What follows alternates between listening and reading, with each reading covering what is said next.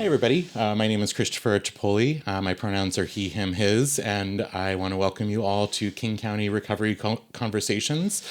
Special thanks to the King County Recovery Coalition, King County Behavioral Health and Recovery Division, and Orbit Audio for hosting us.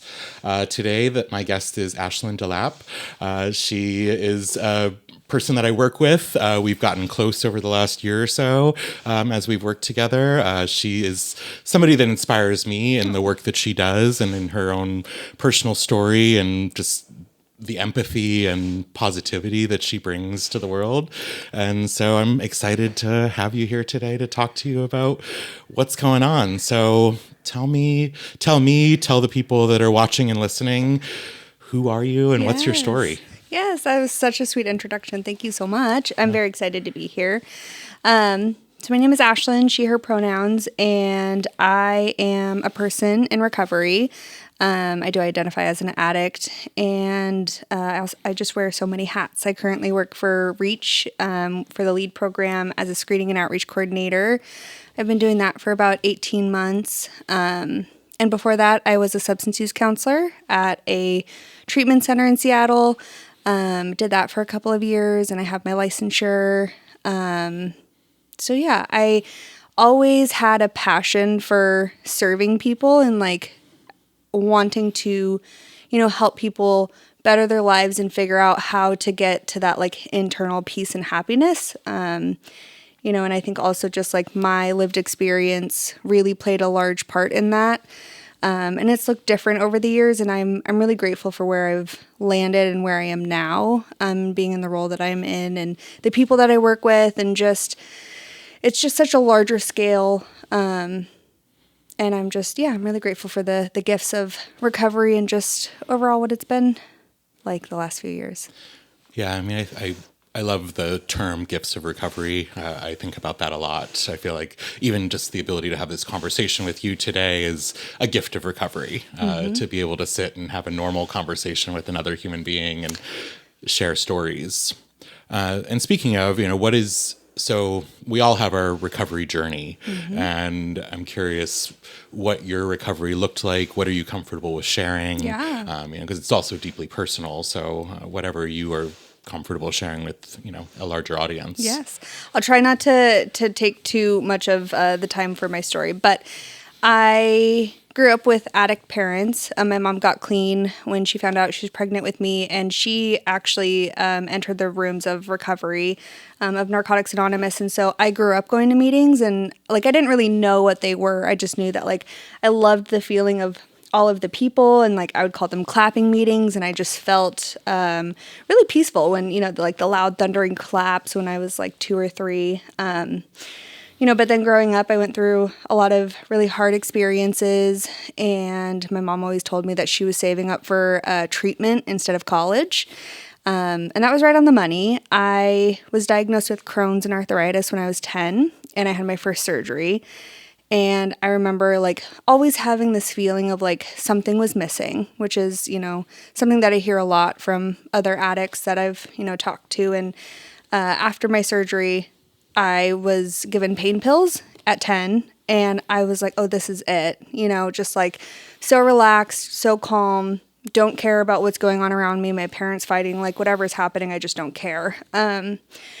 So I spent many years just trying to get back there in whichever way I could, as often as I could, until I was 16. I had tried to go live with my dad for a little bit, which was not a good time.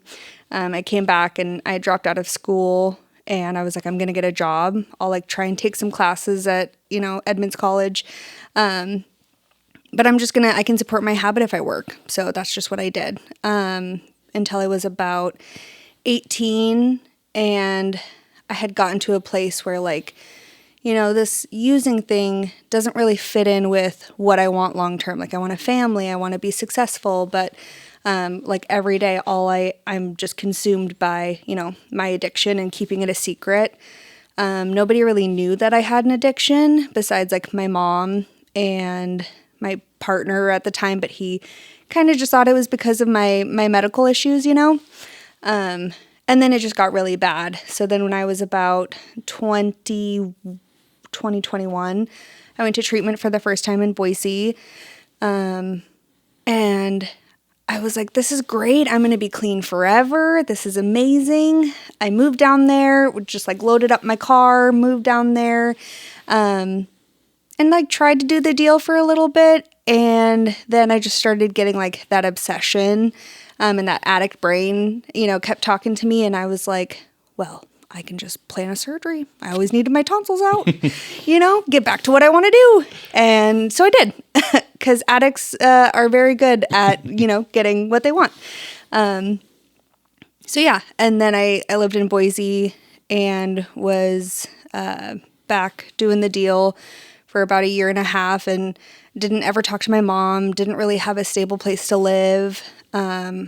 My mom would try and reach out to me, make sure I was safe, and I wouldn't respond. So she would, the only way I would talk to her is if she said, you need to tell me you're okay, or I'm going to file a missing persons report. And I'm like, okay, I'm fine, And then finally I got desperate enough, and I was like, I am tired of this. Like, I want to come back home and I want to go to treatment. Came back home, wasn't quite ready for a little bit. And then, yeah, there was one night where it was really bad, and I just texted my mom and I was like, I'm ready. And she was like, great, tomorrow you'll go to the dentist and then to treatment. And that's what we did. So June 14th, this year I'll have 6 years, if everything goes well, which is really exciting.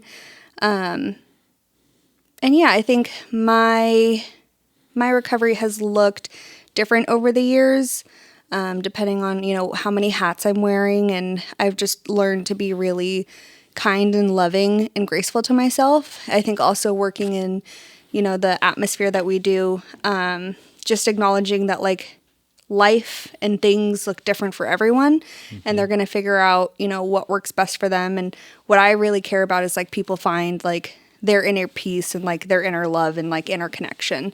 So yeah, I go to meetings. I have a sponsor. I have a sponsee, and yeah, but I think sometimes it's really easy to like shit on ourselves and feel like I should be doing this and should be doing this and this. And, I've gotten to a place where like, I feel really good about what I got going on, and that's okay for me. Yeah, I think that's a really important point. I know I feel that way often where, I spent 10 plus years in addiction, and I feel like I wasted that time. Yes. And so I constantly feel like I'm trying to play catch up, trying to get back those years, make up for the time that I wasted and the, the damage that I did to my friends, my family, my community. So yeah, that's something I definitely resonate with. Yeah. When I had gotten into recovery, I, like you were saying, I felt like I had to make up for all of that time, and I like pushed myself. I got back into school, and like, I need a career and the this and the that. And that's kind of how, I landed up here, and about to finish my bachelor's, and I decided I'm going to take a year off before I start my master's because it's just too much. And you're almost done with your master's, is that correct? Bachelor's. You're almost done with your bachelor's. Yeah. Okay. Yep. But you're almost done, and that's a huge thing. Congratulations. Thank you. What are you getting your degree in? Children, youth, and family studies. It was mostly a stepping stone to get my master's in social work. Yeah, I mean, we got to start somewhere, and yes. I think that's a hard thing to remember, especially for people like us that are ambitious and want to change the world. Yes. That we have to start somewhere, and we can't do it all at once. Yes. I think the other thing that I really heard when you were talking about your story that I connected with is this idea that addicts are resourceful, and we will find a way to get what we want. Yes. But I think, I turn that around as like, that's a personality trait that is really helpful also. It was damaging in our addiction, but in recovery and in the world, having somebody who is resourceful and willing to do what it takes is part of what I think makes me successful, but I think definitely see that in the work that you do too. Do you want to talk a little bit about lead, but specifically about like what you do with lead, because Yeah. I think like the job that you have as a screening and outreach coordinator Yes. is crazy hard. And the magic that you and the other SOCs pull off really just like inspires the heck out of me.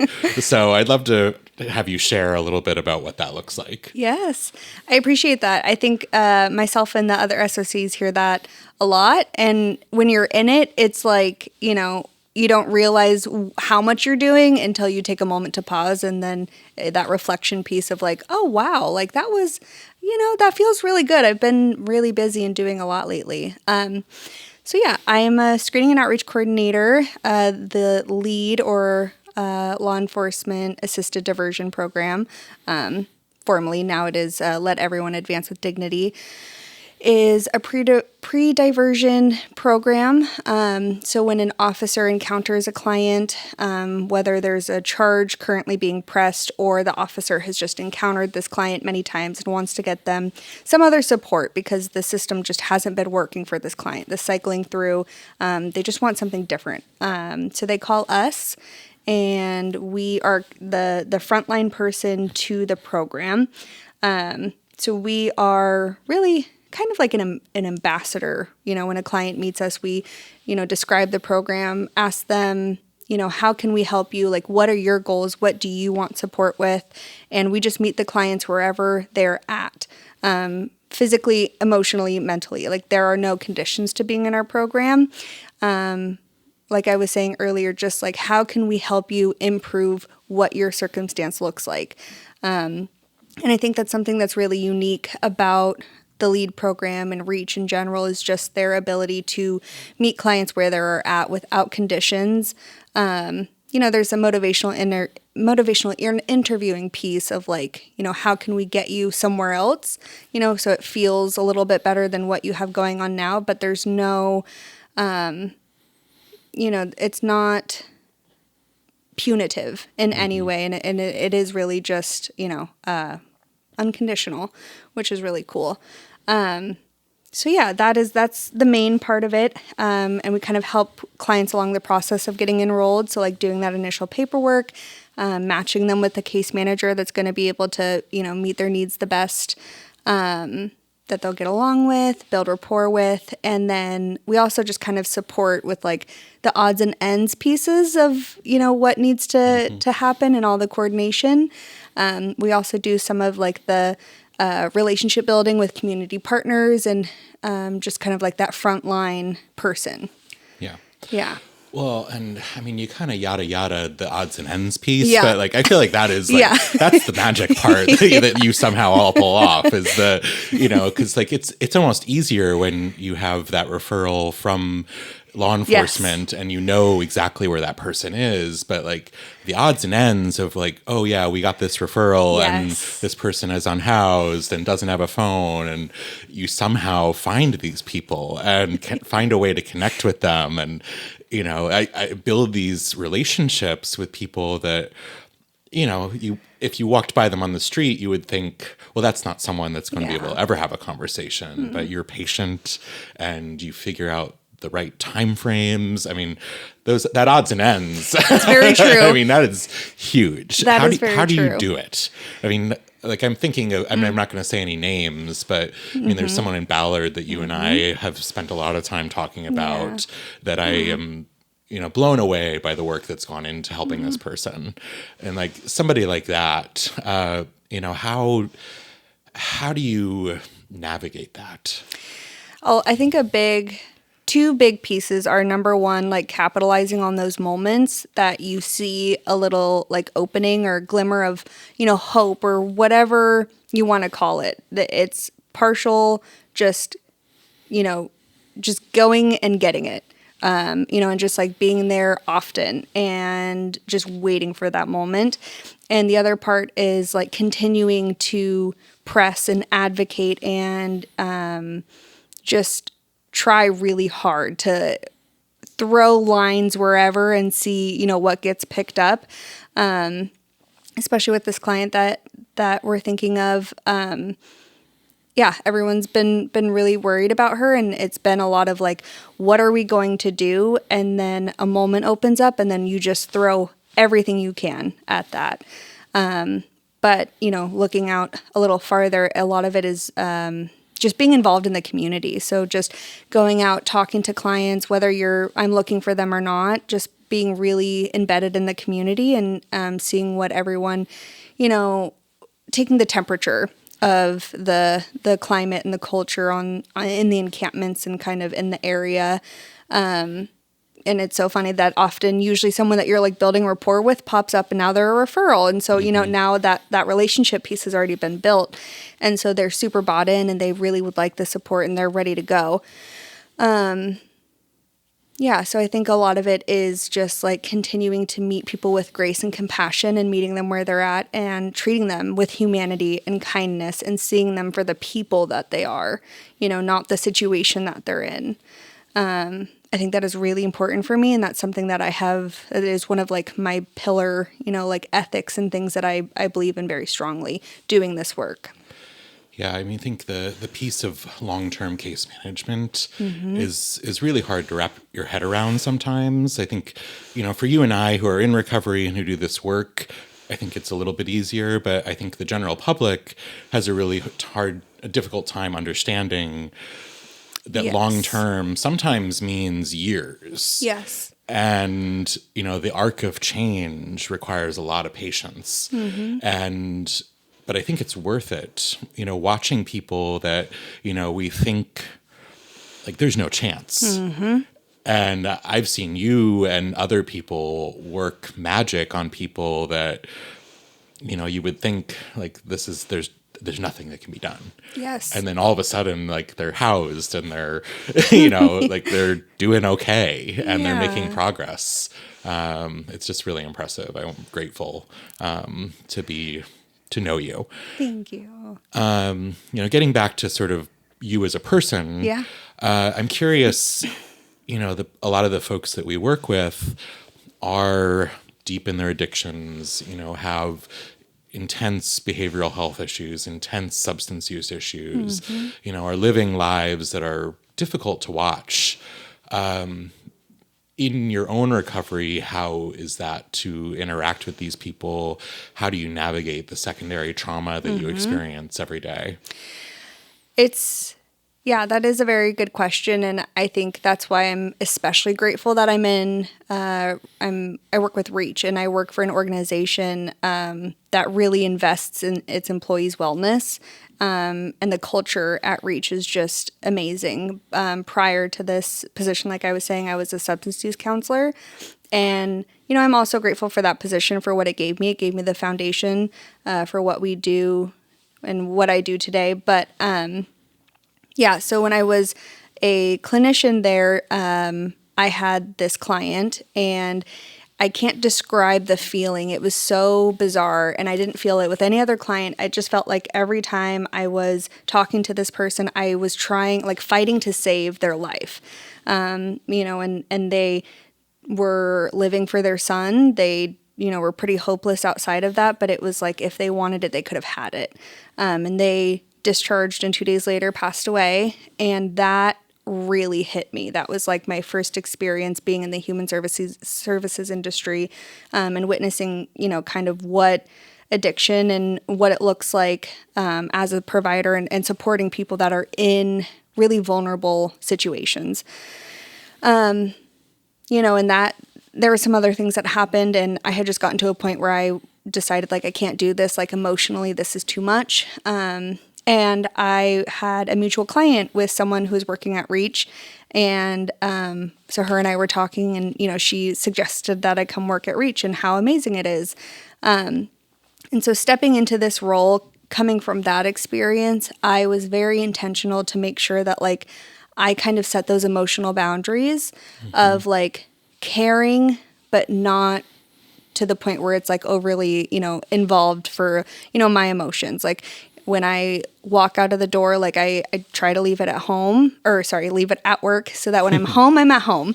Right. And also I think the people and the culture at an organization for me has really just made the world of a difference. Being around people who understand what we're doing on a daily basis and share kind of the same values and perspectives and beliefs, I think has made it a lot easier for me to also like hold those boundaries and not feel like I have to try and save everyone, because everyone, I have an entire team to rely on that also wants the same things for these clients. Yeah, that balance is really difficult because I know for myself, and you comment what you think, there are some days where I wish that I could just turn my heart off and not care and just view these people as names and tasks that we're completing. But that's not possible. But at the same token, you can't get overly invested in each person either. Yeah. So trying to strike that balance is... I think it requires a regular reassessment. Yes. How do you feel about that? No, I completely agree. And I think just naturally, there's always like a couple of clients that we're just more, drawn to or invested in, that we work closer. As an SOC, I'm not as intensive as some of our case managers. They really do the long haul with our clients. But there are some clients that I want to see this person succeed, and kind of like that double-edged sword of like our assets and our defects. I think it can be really beneficial because that determination of like wanting to see this person succeed is kind of the driving force or the motivator behind continuing to like throw all those lines out, making all the referrals, calling all the people until something works out. And then at the same time, having people around to kind of call you on like, hey, like let's pass this off, or like let's delegate this to someone else, and then it's a quick reminder of like, oh yeah, let me stay in my role. Yeah. And how do you manage when you're starting to feel burnt out, or and how do you know when it's time to ask for help? Because I agree that we work with a group of incredibly supportive people. I mean, we do technically work for two different organizations, although it's all under the LEAD umbrella. Yes. I mean, I know that I feel PDA is incredibly supportive. I've heard the same about Reach. So it's easy to ask for help, but it's also knowing when to. Yes. Those were two separate questions. Yes. How do you know when to ask for help, and how do you manage burnout? I think, like I said, my last job experience was really my lesson. So I took that lesson and I've really applied it to this position. But how do I know when it's time to take some time off is when I feel like I don't want to really go out and outreach in encampments. I feel tired. I don't really want to get out of the car. I start to have a little bit less patience. I mean, I'm always patient, but you can just feel internally where you're just like, I kind of want to get out of here. Yeah. And then, luckily I work for an organization where we get a lot of great benefits. We get a lot of time off. And so when I'm at that point and I'm ready to take a step back, therapy is really important for me to be able to have, an unbiased perspective of somewhere I can just let out all my things and get some different perspective in, as well as vacations. I love vacations, and I try to take some time off, and I'm not always the best at leaving my phone at home on those days, but when I'm like really done and burnt, I do, and I do respect my own boundary for that. Tattoos, Yeah, you've got some good tattoos. Yes, thank you. But I also know you have also called me on your days off. So yes, I know. Yeah. Like, what are you doing? But also, like you said in the very beginning, like the relationships. Yeah. Like my relationships are my fallback. They are the things that I would never want to give up for anything in the world. And it's really my safe place are my people, Yeah. Yeah. What is I know you have a partner, and I know you've got, recovery supports, but what does your sort of network look like that keeps you afloat and connected to community? I love that. Well, what's really unique is that my roommate, who has been one of my best friends since I came into recovery, also works at Reach. And you would think that that would be too much to kind of like work together and live together, but there's so much space during the day. But it is also cool to like, someone that just gets it in every sense of the word, So that person is really important to me. My partner absolutely kind of does something similar to this. They work in Seattle and work with this population in a different way. And obviously, like my close friends, who have no idea what this work looks like. So sometimes those conversations are the best because then you're like, oh, wow, that was kind of wild that I did that, Yeah. Or I went through that. And my sponsor, my sponsee, my mom, my sweet, sweet mom, who she's been a substance use counselor for 28 years, which is awesome. And, just like my community within the rooms, even if I don't talk to them regularly, just, being able to show up somewhere where people know my face and understand, some of my story. They might not know my story, but they understand my story, I think is a really powerful experience that we get to walk through in recovery. Yeah, I think that's one of the big learning pieces that was for me when I got into recovery, was learning that I am unique, but I'm not necessarily special. Yes. The story that I have is my own. Yes. But everyone has that story. And, when you start to compare notes, it makes you feel less like you are this odd person out that has experienced something that no one else understands. Yes. Yeah, I think that's also part of the magic of getting some time is you realize that you don't want to be that special. You don't want to go through something where nobody else has gone through it before, because then you can't get the same, like, the powerful experience of someone looking at you and saying, like, I see you, I hear you, and I understand you, is just, indescribable. Yeah. So, yeah. Yeah, I do not what you do, but I volunteer as a peer coach. And one of the ways that I describe like the magic of coaching somebody is, it makes it different than like counseling or, having a therapist, is when you sit down with that person and you can say, when they start to tell you their story and you can say, yeah, I get that. I've done that too. Yeah. And like, there's like a glimmer in their eyes of like, really? Yeah. Like, this is not as bad as it sounds? Like, girl, no. Yeah, like, exactly. You think that's bad? Let me tell you what I did. Yes, exactly. And then you just start to realize, like, oh, I might have done some things, but like that doesn't make me a terrible person. Yeah. How do you get over that? Or have you gotten over that? Because I know that I experience imposter syndrome and I experience, people just haven't figured out how terrible I am. Yes. Sort of idea often. How do you manage that and silence that inner saboteur? That's a good question. What's interesting is I think just in the last 2 weeks have I really gotten to a place of like gratitude for what my life looks like. I think, like I was saying earlier, there's a lot of like pressure that I need to be doing so many other things and do it so much differently. And so really like these last 2 weeks, I've just really stopped and I've been able to be present, and that's just taken years of lots of things. That could be a whole other 30-minute conversation. To just get to this point of like, I feel confident in who I am. Like, I don't have to rush or be on a magic timeline for anything. Like, life is going to happen. Do I want to be in the front seat for it, or do I want to be in the back seat, trying to control and manage the things that aren't even really happening? Right. I spent a lot of time and a lot of years doing that. Yeah, I think that car analogy is really interesting too. I've heard that used in a few different ways and times. And I always think about, someone told that story as like a pickup truck, and you've got a lot of stuff in the back, and you've gotten down the road, and like stuff has like fallen out, and you have to decide like what is worth going back for and what's not.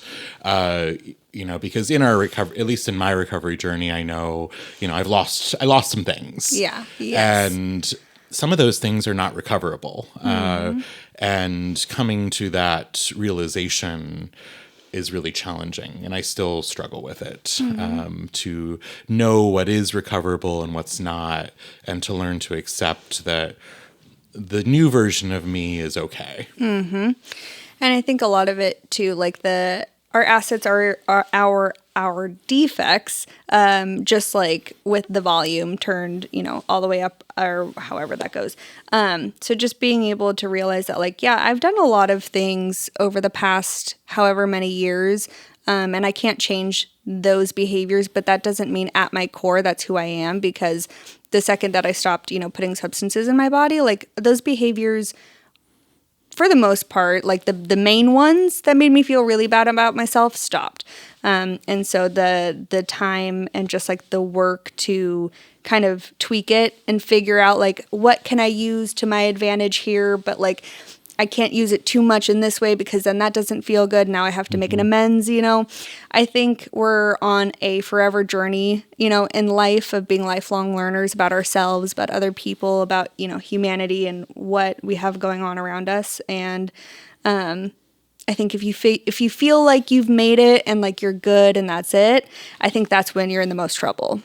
Yeah, absolutely. Yeah. I think of that like shark analogy, like, if sharks stop swimming, they die. Yeah. That's kind of like, if I accept that like all's good, that's probably not a great attitude, and I need to reevaluate where I'm at.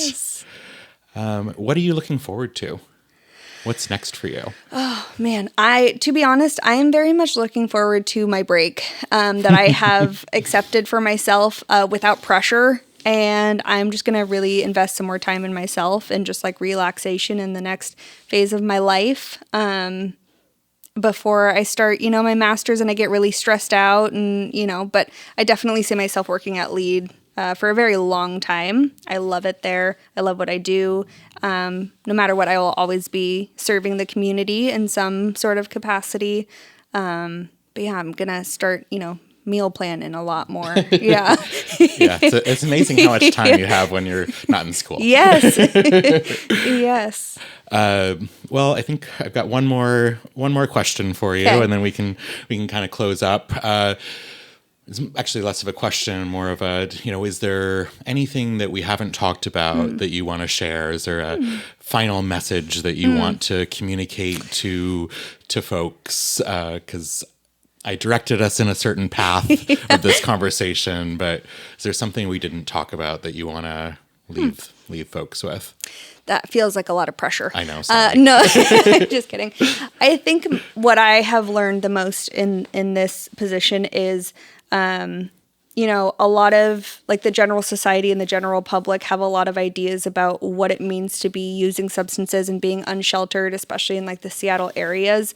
A lot of people think if they just stop using drugs, then everything would be fine and they could get into a house. And I don't think people really understand how many barriers there are in the system to getting people support. And there's a lot of programs that just don't exist and resources that just don't exist to get the people the help that like they truly need in order for that like sustained upward mobility. And I think that the shame and the stigma is the largest perpetuator of what is happening in the streets of Seattle today. And, I was talking to my roommate about this and one time and he was like, people over there just aren't doing their job. And I said, no, they're doing their job, but they're working within the resource that they can, or navigating the system that they can. It's like the systems are just severely damaged and broken in a lot of ways. And I think, it'll always feel like an uphill battle. But I think like the advocacy and conversations like this are really like the driving force to change. So my suggestion is like, don't stop having conversations and, try to be really open-minded and just try to be a lifelong learner and try to see different perspectives and really get involved in the community and see what is actually happening before, passing judgment or making a blanket statement. And, just if someone stopped using drugs, that doesn't mean their life would get better, because there's a lot of clients that we work with where they might not even use substances, but they are still very unwell and need so much support to get to where you and I are. And that might not even be possible. So like just setting real realistic expectations for society and ourselves. Yeah, that could be a whole other conversation. Yes. I mean, that could have been another hour because, yeah, people don't understand the barriers Yes. within the system, and, you know, particularly within the housing system. Yes. You know, that there is just not enough of it. And even when we hear that there's empty beds, those are not necessarily appropriate beds for every person. And it can sometimes feel very overwhelming, but Yeah. that's why I'm glad that we're doing it together Yes. and doing it in community with the amazing people that we get to work with. Yes. So, well, thank you, Ashlyn, for being here today and sharing your story and just being really vulnerable with me and, you know, with everyone else. Everyone else. You have no idea how many people or who or is what just heard all this. But that takes a lot of strength in itself to be able to tell your story in a public setting. So thank you. Thank you for the opportunity. It was a pleasure. My pleasure. Well, thanks everybody for listening and watching. This is King County Recovery Conversations. Thank you again to King County Recovery Coalition, King County Behavioral Health and Recovery Division, and Orbit Audio, and Ashlyn. So, Thank you. Thanks. Have a good one.